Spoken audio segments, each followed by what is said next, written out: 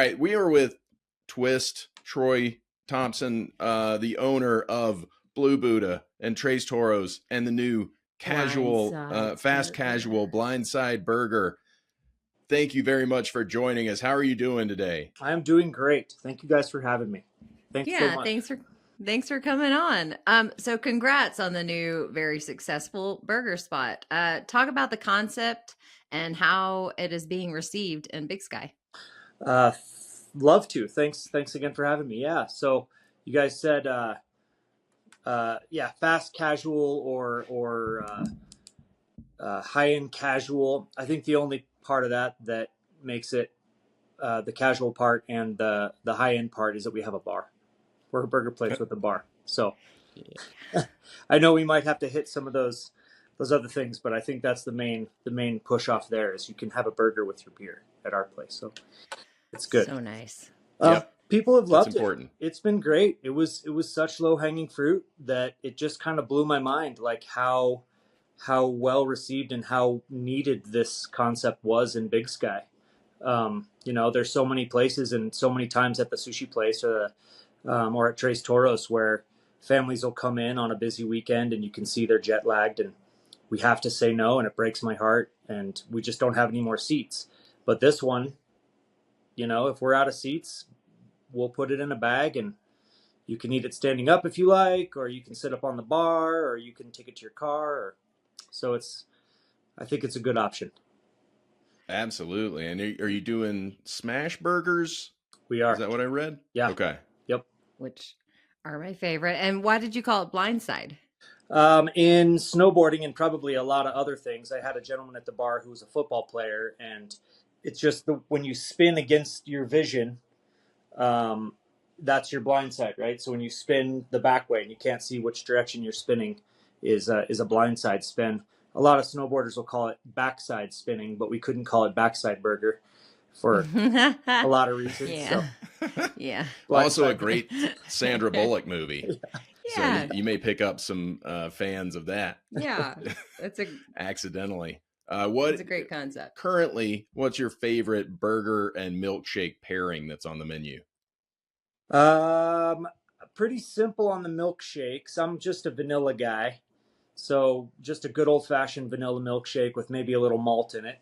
Super good. And then my favorite burger is the Jerry. And like all Jerry's on the mountain, they're a little cheesy and a little messy.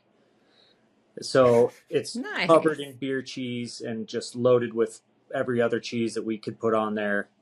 And it's just messy and it's delicious. That sounds so good. I'm Very salivating. nice. I always do this when we interview restaurant people. But as a restaurant person, we are friends with people who've opened restaurants and have had to close restaurants and things like that in Big Sky. How are you so successful at this? Like what's your secret sauce? I mean, great staff, obviously, like just good people.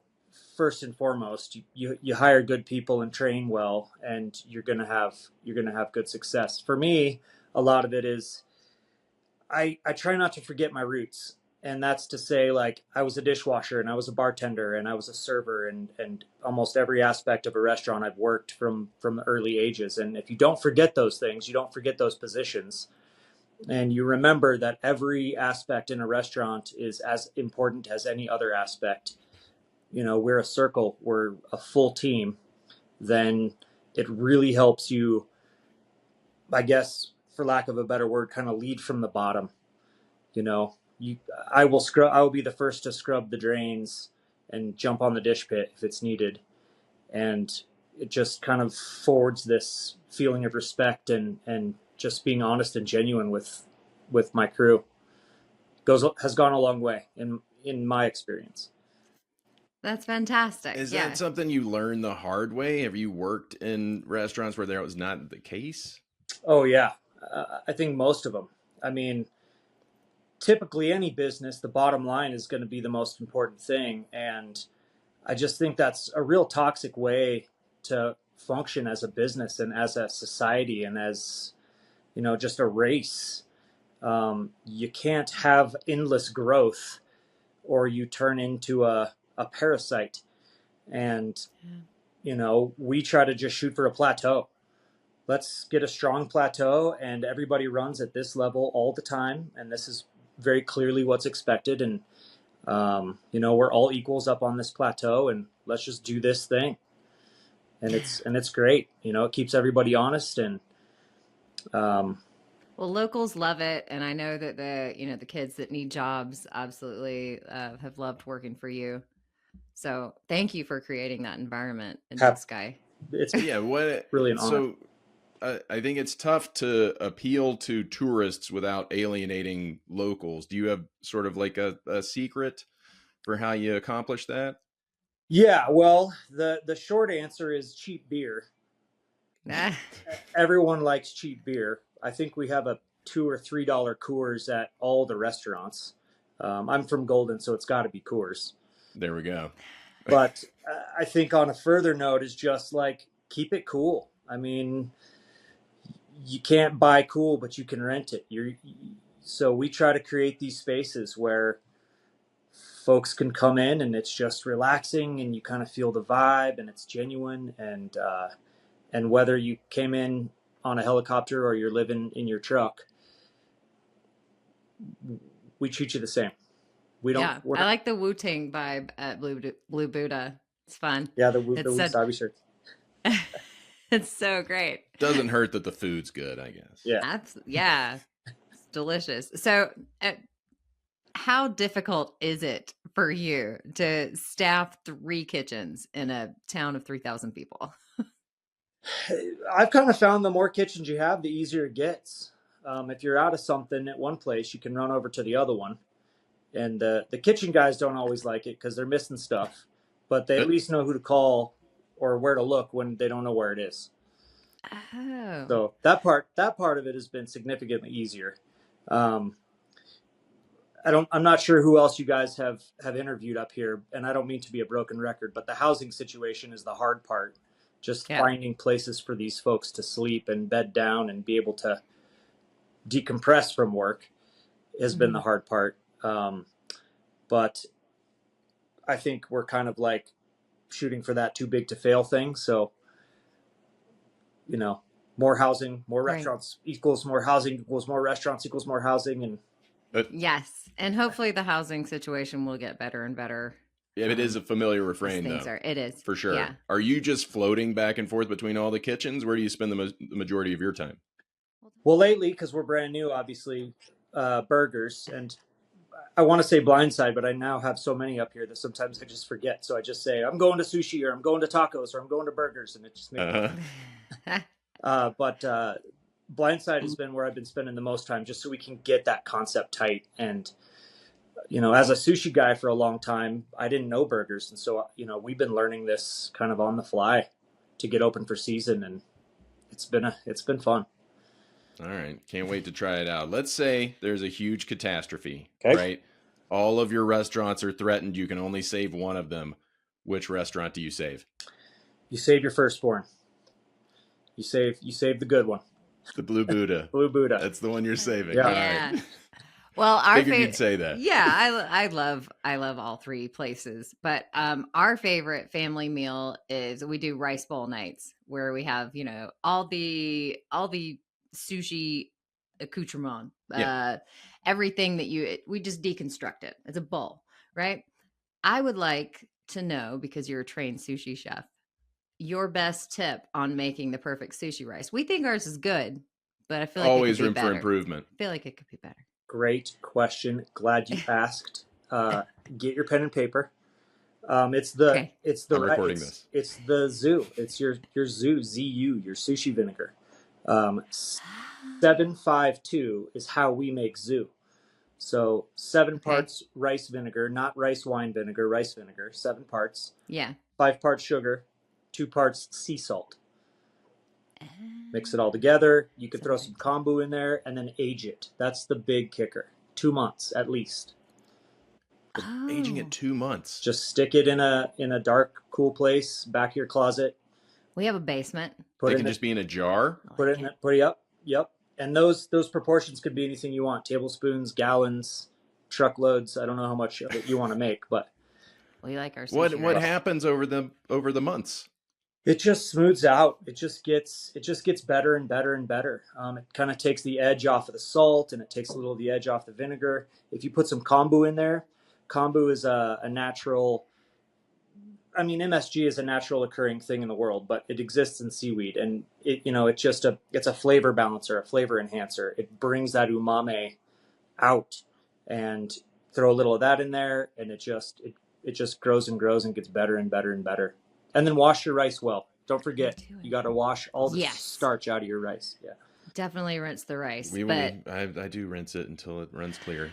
good. We know. But the vinegar part, this is new to me. I'm No. sure. Give me a couple months, and I will say thank you. Is the number one Yeah. secret for Blue Buddha success is that recipe right there. Okay. Outstanding. You guys heard it here Yeah, in this podcast. steal it. what- Anybody, steal it. Take it. And when I come to your sushi restaurants out there, you will be using that vinegar, and your sushi will be better, and I will love it. Thank you. Wow, that's a hot great. tip. Yes. I like it. Let's spread the word. All right. What is your favorite local restaurant that you don't own? I have to say 2 or 3, and they're all locally owned. It's got to be the Rocks Tasting Room, the Cabin up on the mountain, and Baiwam. They're local Yeah. mom and pops, and they work so hard. They're there every day. They've been doing it for a hot minute. They've been in town way before me, and if I didn't extend my respect to them, I wouldn't do justice to the restaurant team, because those guys crush. Absolutely. We love Baiwam. Our son was a dishwasher there. Yep. Had a good time. That's awesome. Loved the free food. We have Was a former very employee. excited about that. Yeah. I know. So like most of us, you're a failed skier because you're so busy, or snowboarder. How are you? Are you still finding time to get turns in? We all wanted to be We all professional. wanted to be pro. Skiers, snowboarders. But we all we all started to work and we weren't able to do it. So how are you able to balance life and work? Are you still able to get some turns in on the mountain? Yes. Sometimes my wife would say more than I should. Ha! We've done that. Yeah. It's too close and it's too good. The mountain is too amazing. I mean, this place is just, the access is just so easy. And so, yeah, I get up there a lot, and I kind of take it as a personal goal to, like, every time I see one of these little kids just shredding, I have to go prove something to myself and to them and just be like, you little punk, I'll chase you down. That's so funny. Yeah, I don't have that, but I like that you do. He's got the eye of the tiger. Yeah. You know, that's how it makes itself evident. You need some speed therapy, some wind in your ears therapy, you know? Yeah. Just be safe. You're too precious to the community, Twist. Don't get hurt. Thank you, sir. How long does it take to come up with a concept for a restaurant before you feel comfortable turning it into one? I don't think that long. I think it's more of like the idea of trying to fill spots that need to be filled, you know, like things that we want to go eat here. And as soon as you kind of find those and hash those out, then you kind of take all the design ideas. And I know they say like flattery is the best form of compliment or whatever, which is kind of an easy way of just, there's nothing new under the sun, and steal what works. And we do plenty of that. I'm not afraid to say if something's cool and we can absorb it and use it and give it to the community, we do a lot of that. So, yeah, pretty easy. Find what we need. Yeah, there's a need. And then, we talked earlier, but you were saying that the teenagers in the community have been showing up to Blindside, and that was something that surprised you. Yeah, it has been the coolest part, just seeing the little parts of a concept that you didn't really hash out in the beginning, that you didn't really think would be cool. And it was, the high school crew are coming in, and just a safe place to have a milkshake and, be an awkward teenager and just kind of hang out and have a place where you can be comfortable. That's been really fun. And also the little kids, when they see these milkshakes, just watching their eyeballs pop out of their head with these things is super fun to watch. They got to get those extra calories in somehow. So that's Twist's job. Where does the name Twist come from, by the way? Is it Twist in sushi rolls? My parents put me on a snowboard when I was really young, And the rough story is they just said, "Look at that little dude twist around," or something like that. Aw, And they've just kind of called me Twist ever since. that's a cool story. So that was when I was like 3. So I've gone by Twist longer than Troy. I don't mind Troy, you know, great city. I'm surprised hyperactive spaz didn't stick with me as a kid. That's very long. It's wordy. It's a mouthful. I'll see if I can shorten it to something.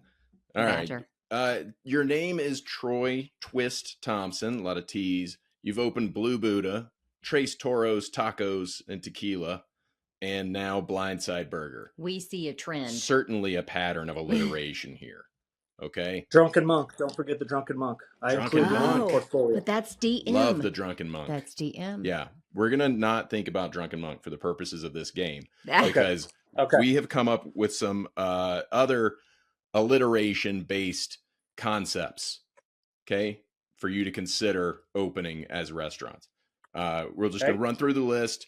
We came up with these together. You tell me if you like it or not, and if you do like it, feel free to take it and open it as a restaurant. Use it. Yeah. First one's a layup. How about Ouzel omelets? It's a breakfast concept. You don't have a breakfast place yet. Ouzel omelets. Ouzel omelets. Well, let's get the too feedback. early for me. No, really? Okay. Not a breakfast guy. Shroom Shack. Shroom Shack. I feel like it could be multiple types of shrooms. Shroom Shack. Takes me back to college. Thumbs up. All right, good. Just a little, right? That could be a tiny restaurant. Everything is mushroom based. That seems like an easy one. How about the Gaper Greek Gastropub? Too long. That's Gaper Greek Gastropub. What about Gaper? If you pull the Greek part out, I'm okay. Yeah. No Greek. Gaper Gastropub. I don't know how to make Greek food. Oh no. Okay. Well, now you got something to work on. Gaper Gastropub is a yes though from Twist. I like it. Casserole Cafe. Casserole Cafe. Yeah.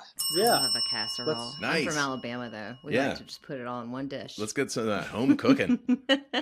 I got to think about the design look for the Casserole Cafe. I don't know how you would add the cool factor to Casserole Maybe Cafe. just I'll have to think about that one. Yeah, it'd have to be busy. It's I think it's like grandma's house. It's so just like comfy and kitschy. I don't know. That's lots of trinkets and tchotchkes. That's what grandma's place is. Right. Have. Yeah. All right. Other direction. Everybody knows grandma's house. How about the Parmigiana pasta and pancetta?